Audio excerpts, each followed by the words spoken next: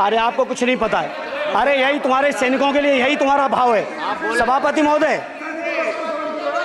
सभापति महोदय 2014 के चुनाव के समय प्रधानमंत्री जी ने वादे किए कि रोजगार हर साल मिलेंगे। चुनाव में या जनता के बीच किया हुआ वादा अगर आप पूरा नहीं करते हैं तो वो भी एक सबसे बड़ा भ्रष्टाचार है। और उस भ्रष्टाचार में अगर किसी ने वर्ल्ड रिकॉर्ड बनाया है तो बीजेपी की और एनडीए की सरकार ने बनाया है।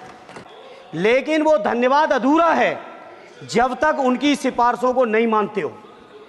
2007-8 से लगातार मांग चल रही है देश में। आप डेटा दे देना, आप डेटा दे देना, हमारी दबाव नहीं रुकेगी। सभापति महोदय, जब बीजेपी की सरकार, जब बीजेपी के लोग विपक्ष में रहे तो ओपीएस की बातें किए। 10 साल से आप सत्ता चला रहे हो, 11वां बजट पेश कर रहे हो। पूरा देश आज ओपीएस के लिए, सरकारी कर्मचारी परेशान है। कहीं ओपीएस की चर्चा नहीं है, पुरानी पेंशन की कोई चर्चा नहीं है। सभापति महोदय, पुरानी पेंशन तो पुरानी पेंशन हम मांग करते हैं। बहुत बड़े राष्ट्रभक्त आप बनते हो।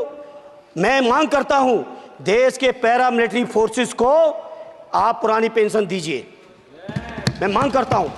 दोस्तों, one rank one pension revision को लेकर एक बड़ा मुद्दा उठ गया है। सदन के अंदर पेंशन बढ़ोतरी का मुद्दा उठा दिया गया। समाजवादी पार्टी सांसद की तरफ से एक बड़े मुद्दे को लेकर इस बीजेपी सरकार को घेरा गया है। हमारे भूतपूर्व सैनिक, जो सैनिक पूरी उम्र अपनी देश सेवा में लगा देते हैं, उन पूर्व सैनिकों की पेंशन ठीक टाइम पर ना दे पाना इस सरकार की सबसे बड़ी कमजोरी बनी हुई है।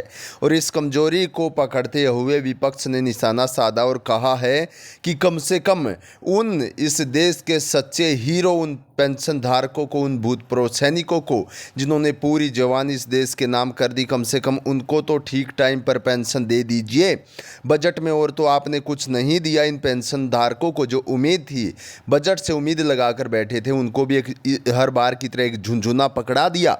कम से कम पेंशन बढ़ोतरी तो इनके टाइम पर कर दीजिए। और तो और आपने जो वायदे किए हैं और वो वायदे आप नहीं निभा रहे हो, तो ये भी एक बड़ा भ्रष्टाचार है, ये भी कहा गया। साथियों, आपको याद होगा देश के प्रधानमंत्री, हाल फिलहाल के जो प्रधानमंत्री, उन्होंने रेवाड़ी में 2014 में सत्ता में आने से पहले पेंशन धारकों के लिए बड़े वायदे किए थे। अरे आपको कुछ नहीं पता है। अरे यही तुम्हारे सैनिकों के लिए, यही तुम्हारा भाव है। सभापति महोदय 2014 के चुनाव के समय प्रधानमंत्री जी ने वादे किए कि रोजगार हर साल मिलेंगे। चुनाव में या जनता के बीच किया हुआ वादा अगर आप पूरा नहीं करते हैं तो वो भी एक सबसे बड़ा भ्रष्टाचार है।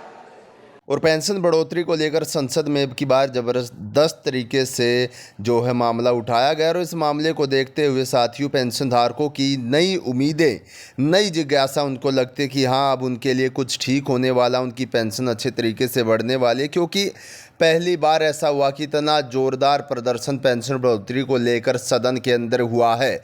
लगातार विपक्ष के कई सांसदों ने पेंशन बढ़ोतरी के मुद्दे उठाए और उन भूतपूर्व सैनिकों की पेंशन अच्छे तरीके से बढ़ाए। न केवल 1000 रुपये, 1200 रुपये बढ़े, बल्कि 3 से 4 हज़ार तक उनकी बेसिक पेंशन में बढ़ोतरी हुई। इस चीज़ को लेकर आगे बढ़ाते हुए सरकार के सामने मामला सामने रखा गया। साथियों, आपकी इसके बारे में राय क्या है, जरूर